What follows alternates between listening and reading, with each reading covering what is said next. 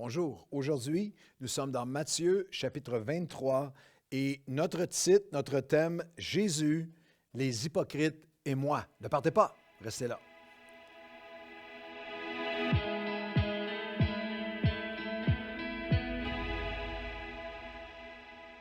Bonjour à tous et bienvenue à votre café matinal. Nous sommes dans l'Évangile de Matthieu chapitre 23. Un café matinal par chapitre. Les 22 premiers chapitres sont déjà là en ligne. Suivez-nous, continuez avec nous dans ce pèlerinage. On va traverser les 4 évangiles, partagez ça avec le plus de vos amis possible, vos contacts possibles. Nous vivons les évangiles de manière magnifique. Et lorsqu'on va chapitre par chapitre dans les évangiles et qu'on marche avec Jésus, il y a des chapitres qui sont plus faciles que d'autres.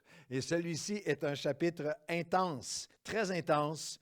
Dans Matthieu chapitre 23, c'est un chapitre sur les hypocrites. Littéralement, sur les hypocrites, sur l'hypocrisie et la religion, et les hypocrites et l'hypocrisie dans la religion ou dans la foi. 8 fois, à 8 reprises dans ce seul chapitre, Jésus va dire « Malheur à vous, hypocrites ». Scribes et pharisiens. Il parle à des leaders spirituels, il parle à des leaders religieux. Versets 13, 16, 23, 25, 27, 29 du chapitre, le chapitre entier, 8 fois « malheur à vous, hypocrites ». L'expression « malheur », c'est une expression décrivant à quel point c'est horrible, c'est dangereux, c'est malheureux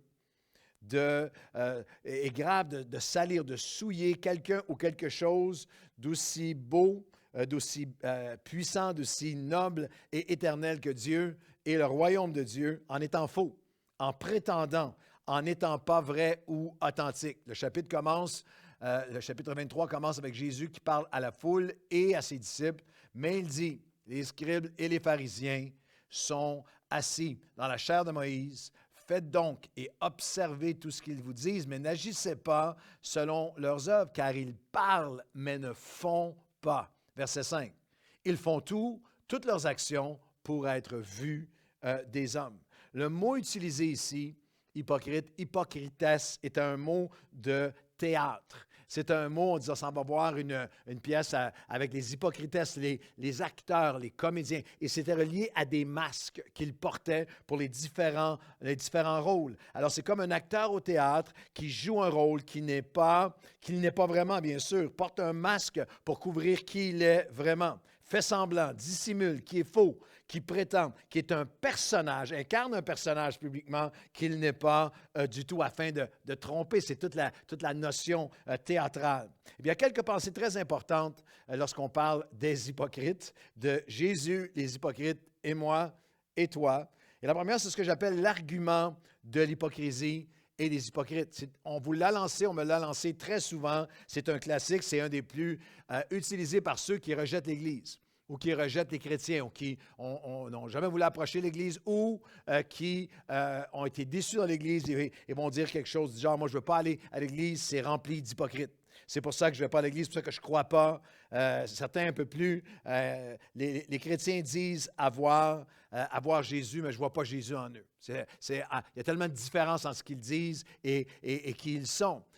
Et il y a seulement Dieu qui peut mesurer la sincérité des cœurs dans cette démarche-là, mais je crois qu'il y a plein de gens qui, à travers l'histoire, qui ont été repoussés de Christ par des chrétiens, par des hypocrites qui ne vivaient pas ce qu'ils disaient. Et c'est toujours une illustration qui est frappante. Mais dans sa biographie, Mahatma Gandhi a écrit que lorsqu'il était étudiant, c'était un hindou, bien sûr, mais lorsqu'il était étudiant, il a lu sérieusement les évangiles, les a étudiés et a été fasciné par le message de Christ et considérait sérieusement, dans son langage à lui, se convertir au christianisme. Il croyait que les enseignements de Jésus pouvaient en fait une solution au système de caste, au système terrible qui étouffait et déchirait, divisait le peuple des Indes.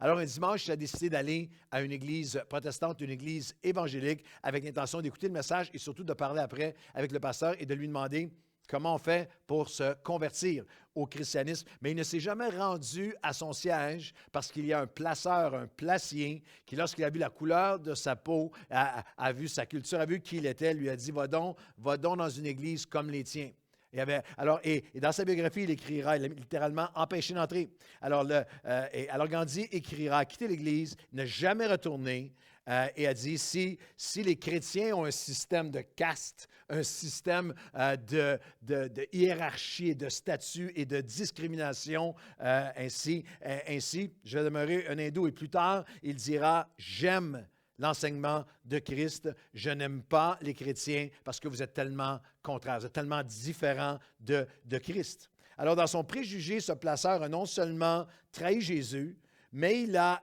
éloigné quelqu'un du message de l'Évangile. Et ça, c'est quelque chose qui est important. C'est une prière. Si ce n'est pas au quotidien, c'est continuel dans mon cœur. La pensée, Seigneur, je veux être un épître vivant lu par tous les hommes. Je ne veux pas que quoi que ce soit dans ma vie déçoive ou éloigne des gens de toi. Mais c'est quoi l'antidote aux gens qui disent, moi, je ne veux pas aller à l'Église, l'Église s'est remplie d'hypocrites. Jésus, il répond au verset 10 de Matthieu 23, il dit, ne vous faites pas appeler maître, n'appelez personne maître, ne vous faites pas appeler maître. Le mot maître qui est utilisé ici dans le grec a été assez mal traduit en français, dans la Bible que j'utilise en français. On a utilisé le mot avec un grand D, directeur. Et littéralement, dans le grec, c'est celui qui dirige, celui un maître, à qui je regarde, à qui j'obéis, que je suis, à qui je dois attention et obéissance. Et ce que Jésus dit en fait, c'est l'antidote à dire, moi je ne veux pas aller à l'Église, c'est des hypocrites, c'est garde tes yeux sur Jésus. Ce n'est pas une excuse pour celui qui est chrétien de dire je peux faire n'importe quoi. Mais ce n'est pas non plus une excuse pour celui qui, lorsqu'il se présentera devant Dieu pour dire parce que j'ai vu un hypocrite, j'ai laissé le christianisme en entier. Regardez à Jésus. Il y a des hypocritesses. Il y a des faux dans l'Église, et lorsqu'il y a des faux, c'est parce qu'il y a des vrais. Des faux billets, il y a des vrais billets. Il y a aussi des chrétiens qui sont authentiques. C'est important de comprendre la différence entre un pécheur qui est pardonné par grâce, mais qui pêche encore, et un hypocritesse. Nos actions qui ne correspondent pas à ce que nous disons ou ce à quoi nous aspirons est une faute, est un péché, est une erreur que nous avons tous commis. L'Église est remplie de pécheurs qui sont pardonnés. Si vous cherchez l'Église parfaite, n'y allez pas, elle ne sera plus parfaite si vous y êtes. L'Église n'est pas un musée de cire où tout le monde est parfaitement représenté. L'Église n'est pas un temple de la renommée de champions sans tache ni faute. L'Église, c'est un hôpital où les gens qui sont malades dans toutes sortes d'aspects de nos vies, nous venons ensemble pour devenir meilleurs, pour prendre du mieux, pour changer, pour guérir. J'aime beaucoup cette illustration. J'aime beaucoup lorsque j'avais lu dans la biographie de Ruth Graham, l'épouse de Billy Graham, plusieurs mois, je pense dans la dernière année, alors qu'elle avait une maladie où elle voyait que la fin de sa vie arrivait, une femme qui marchait avec Dieu pendant tellement de décennies, l'épouse de Billy Graham, elle avait déjà choisi ce qu'elle voulait qu'il soit inscrit sur sa pierre tombale. Un jour, elle sortait d'une autoroute en construction, et elle avait vu cette affiche, puis elle a dit, c'est ça que je veux qu'il soit sur ma pierre tombale. Elle l'a fait préparer à l'avance, et c'est effectivement ce qui est gravé. Elle avait lu, et ce qui était écrit, c'est « Fin des travaux, merci de votre patience ». Et en fait, c'est ce qu'on devrait tous dire. Dieu travaille dans ma vie. Un jour, la fin des travaux n'est pas arrivée encore. Celui qui a commencé une œuvre va l'accomplir. Alors, aujourd'hui, je regarde à chaque jour, à ce jour où je pourrais dire avec le Seigneur, fin des travaux, merci de votre patience. Mais dans cette attente, il y a une attention importante. Il y a une attention, c'est la troisième pensée, l'attention et l'appropriation personnelle du message de Jésus sur l'hypocrisie. Dans ma vie, nous avons tous un don extraordinaire pour trouver, dénoncer, identifier, enquêter sur les hypocrisies des autres. Mais je voudrais juste parler un moment, parce que Jésus décrit toutes sortes de comportements dans Matthieu 23. Lorsqu'il fait 8 fois, il dira 8 fois « Malheur à vous, hypocritesse avec ton masque ». Il adresse des comportements qui ne sont pas si loin de vous et moi, qu'on a besoin de regarder à l'intérieur. « Sonde-moi, ô Dieu », dans les mots du Nouveau Testament et de Paul, dans la vie de l'Église, de croyant qui prend la communion, que chacun s'examine soi-même. L'hypocrite selon Jésus, et vous lirez Matthieu 23, vous allez avoir la description. Au verset 3, il dit, l'hypocrite, c'est celui qui dit ce qu'il ne fait pas. Et moi, j'en ai été coupable. Et toi aussi. L'hypocrite, c'est celui qui lie les gens avec des fardeaux pesants.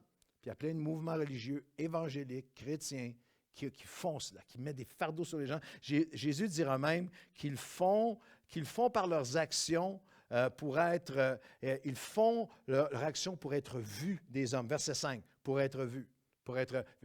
Et ça, c'était avant les médias sociaux. Ça, c'était avant toute cette vie fictive et virtuelle où je vis continuellement pour la représentation, ce que je projette. Il dit, les hypocrites sont ceux qui aiment les premières places, aiment les titres, les reconnaissances, leur poste, leur agenda, leur vision, leur position. Les hypocrites, verset 13, c'est ceux qui ferment le royaume de Dieu par leur légalisme à ceux qui voudraient y entrer. Ça existe encore aujourd'hui.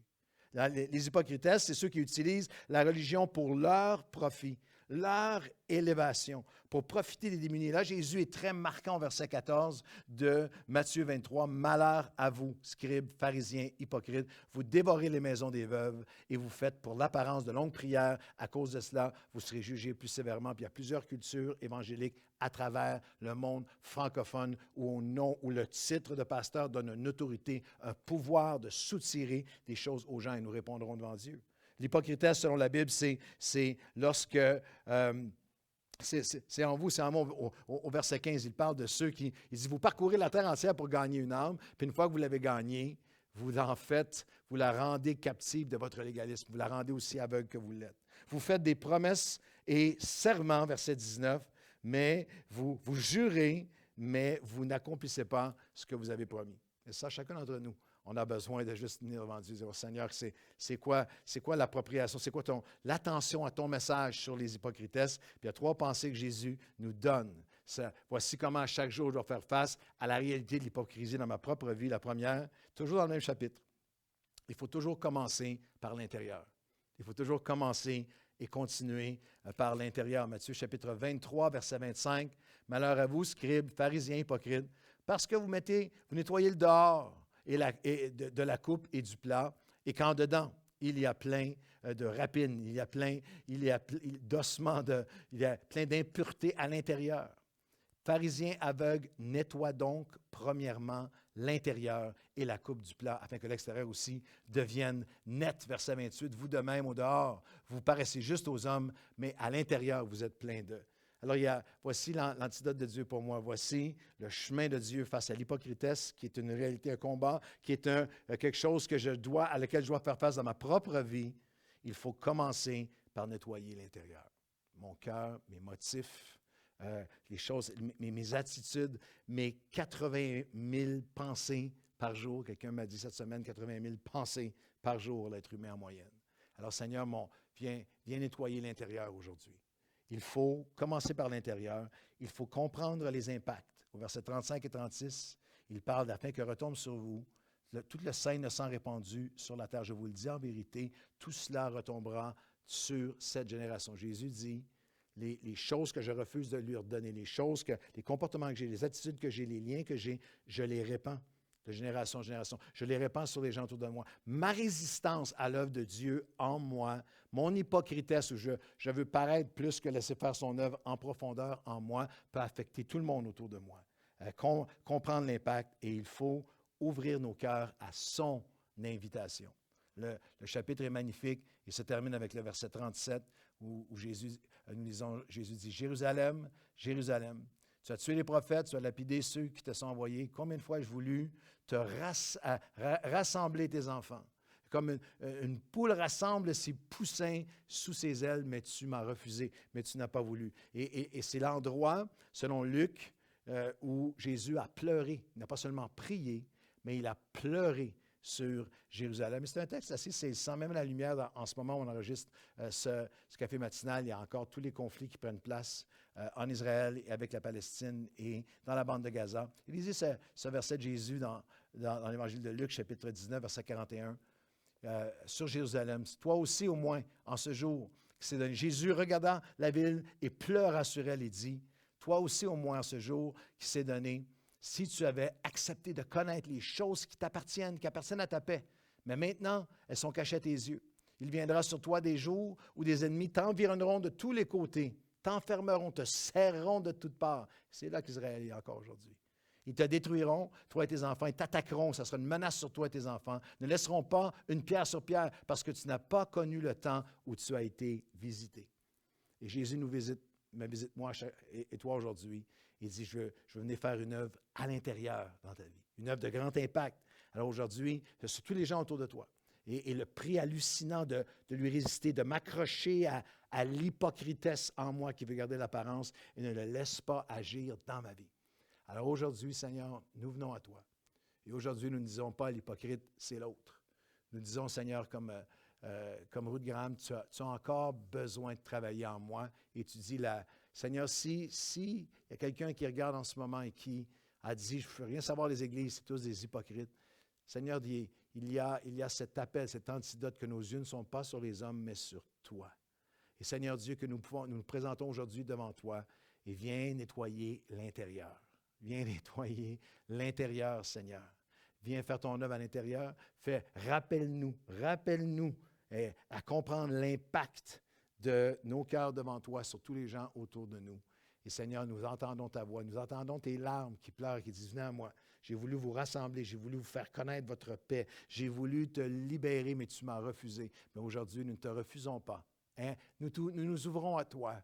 Nous te demandons de venir agir dans nos vies. Et comme tu nous as aussi enseigné de prier en ce moment où il y a guerre, mort, conflit et terreur, nous prions pour la paix de Jérusalem, comme tu nous as enseigné de le faire.